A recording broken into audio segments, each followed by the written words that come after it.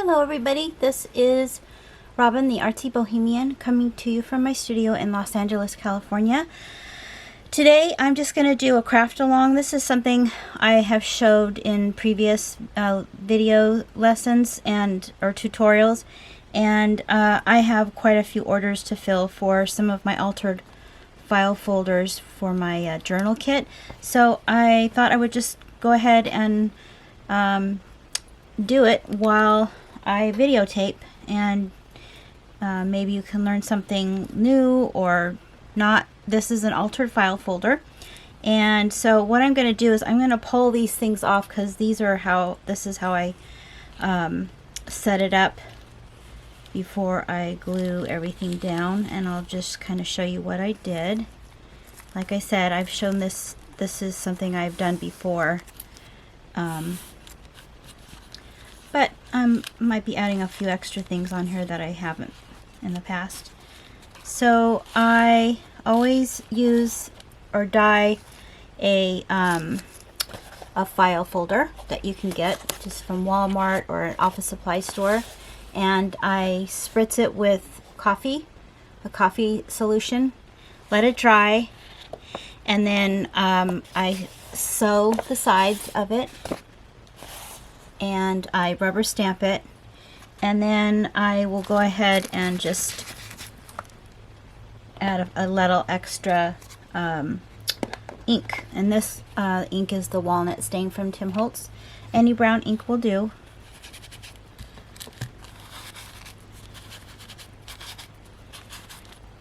This is a color palette it's a custom order, so it's not in my normal palette, but I do like the way it came out. That's the nice thing about custom orders, is that it challenges you to work outside of your comfort zone sometimes.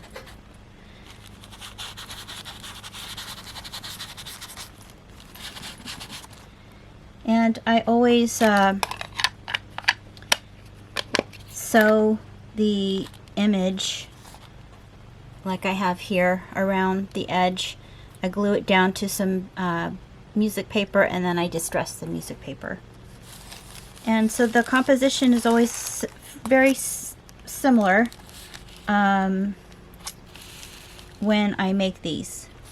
So I usually start with focal up here and at the bottom, so the left hand side and the right hand side, so it kind of draws your eye.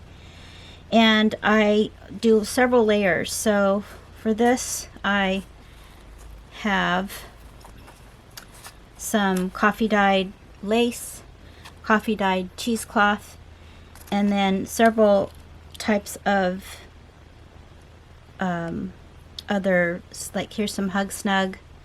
This is some kind of ribbon yarn in brown. So that's kind of sepias and deep purples that I'm working with, and I'm going to be layering all three of these together to give it a nice texture. And this is some organza that I have ruched, and that's going to go down too. So the first thing I'll do is glue down the cheesecloth, and I'm just going to do some of this, a little bit of this glue. And I already glued the focal down.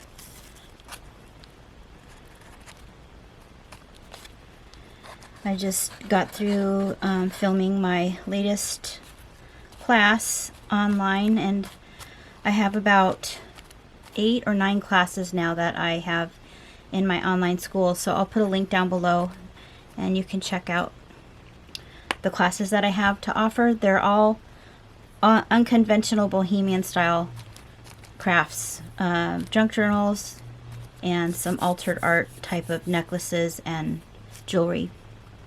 I'm going to put this here, and I'm just going to hot glue this down here.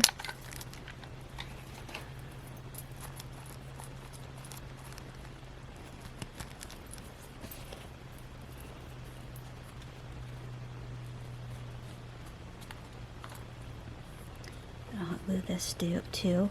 So this is the kind of bow that I like to make, and I've showed this several times, but I'll go ahead and just demo it on some Hug Snug here. This is the brand of rayon ribbon that I like to use. A lot of people use it. I'm not the only person. So usually I just wrap it around my fingers and I kind of splay them out. I do it 3 times, and I kind of make it a little sloppy. I don't like it to be perfect.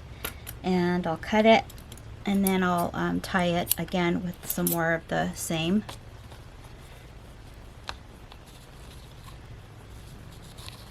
Right in the middle.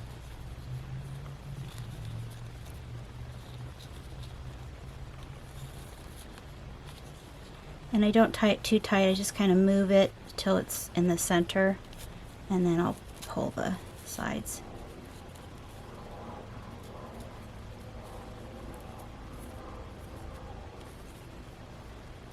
This particular color is a beautiful color. It's called Rose Beige. I'm going to tie that real tight, and then I'll cut it. This is the color right here, Rose Beige.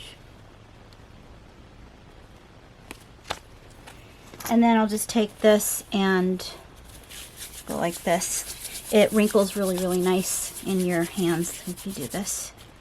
And you get that nice kind of scrunchy, scruffy look. So I'm just going to set that to the side. I can't do that with this one because that's not the same. It's not the same. It's not rayon ribbon. But it's the same process of wrapping it around my finger several times.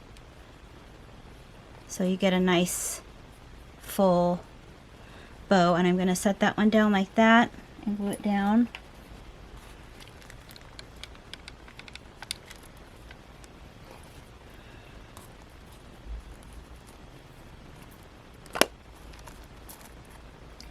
And then this one I'm going to set down. This is the Hug Snug.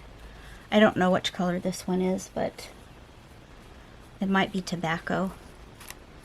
That one's going to go like that. So I like situating them on opposite sides. Ooh.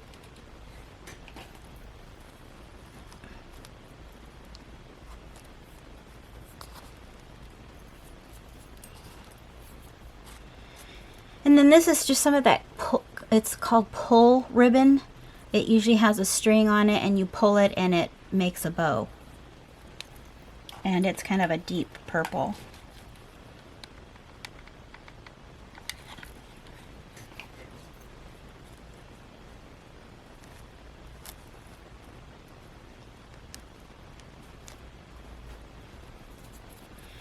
And then I have this little bit that I might just stick underneath there. I think I'm just going to glue it with some regular glue.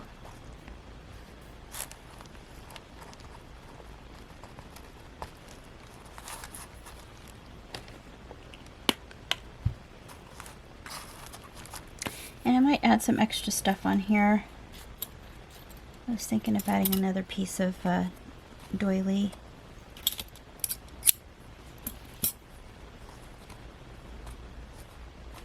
I have these butterflies that I'm going to be putting down. And you know, when you get buttons, sometimes if you get a package of old buttons or a bottle or a jar full of old buttons, sometimes they have the paper from the original button card on there. So I like that look, and I'm going to put it in on the center of the thorax of the butterfly, and put some of this ribbon down here. And I did the same for this tag. These are from Tim Holtz, you know, the ephemera packs that you can get. So I thought that looked cute there. I'm going to go ahead and glue that down.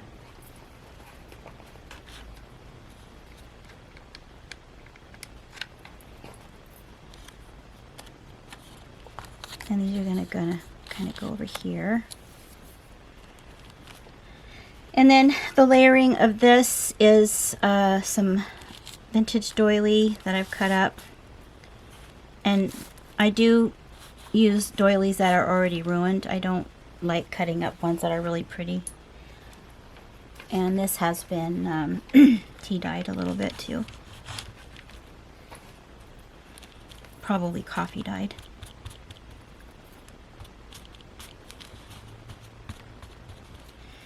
And then I have some cheesecloth here. I'll lay that down. If you just took my class that I just launched, we made a really beautiful snippet necklace, and so a lot of the layering we did is kind of similar to what I do with a lot of my journals and my the altar file folders, where I layer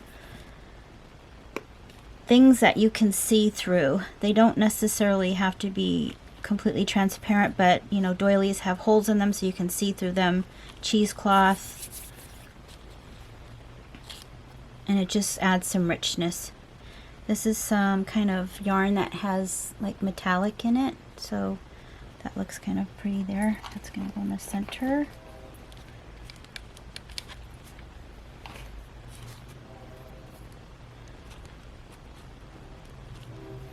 And then I made a couple of rosettes with just some ruffled lace. You know, you just do a running stitch and gather it and then stitch it on one side. So that's gonna go there.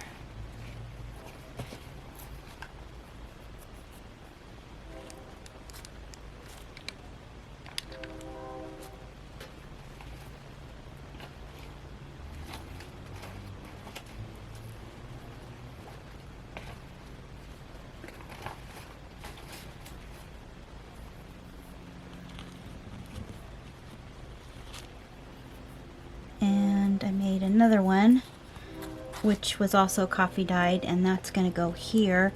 I made it kind of big because I have one of those vintage yo-yos, and I wanted the ruffles to show around it.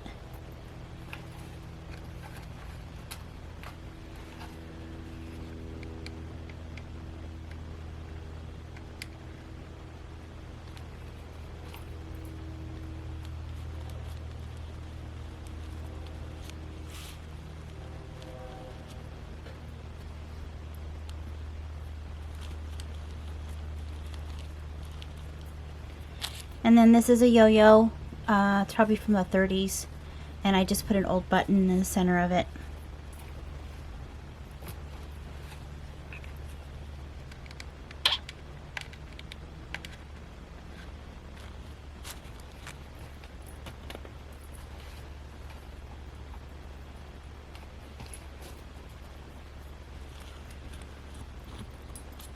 And I'll ruffle those things out.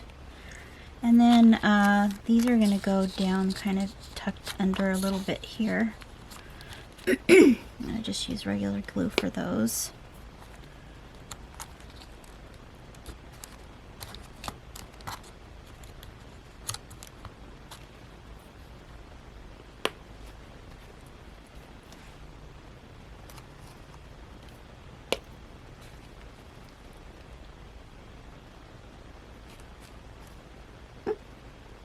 This glue kind of gooey.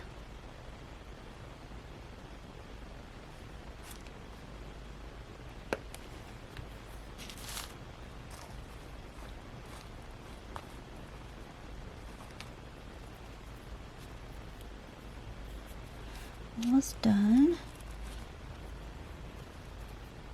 I did add a little rhinestone to her headpiece there with a sequin underneath. I always like to add a little dimension to the photo or the image that I lay down.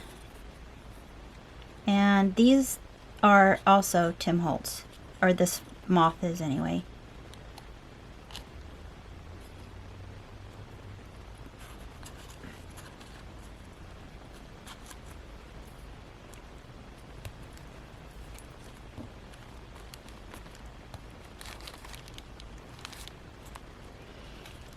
And this little butterfly I cut out. It's a fussy cut from the Graphics Fairy.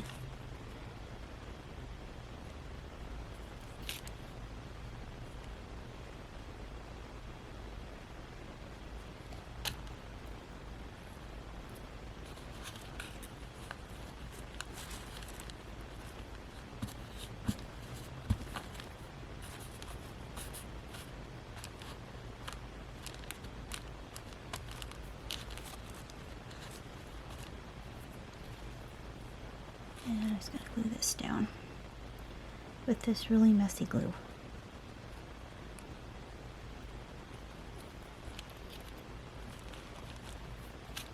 So I hope you enjoyed that. I know it was kind of quick, but I wanted to make sure I had everything ready because it does take quite a bit of time just to gather all the things, and it would just be too long for you to watch, I think. But I think if you can gather some of these things, and you know, it's easy enough to get file folders, and if you have little bits and pieces of laces and things like that, and buttons, you can make one like this, and they're really fun. And these are the types of folders that I are a part of my junk journal kits that I have in my Etsy store. And since everybody's home now because of the pandemic, my daughter is working for me, so what we're gonna do is just have a stockpile. I'm gonna show her how to make some of the kits, and these in particular I have to do them myself, but all the other things that go in the kit I'm gonna have her make, and so that we'll have them ready instead of people having to wait, because usually you have to wait for these. I usually get backed up with these orders. But in any case, I hope you all are well, and please subscribe to my channel if you like Bohemian, unconventional Bohemian style crafts, and check out my online school. You might see something that you like. I have classes that range in price from $8 all the way to $97, so there's a nice range there, and I'm sure you can find something that would fit your budget. All right, see you in the next video.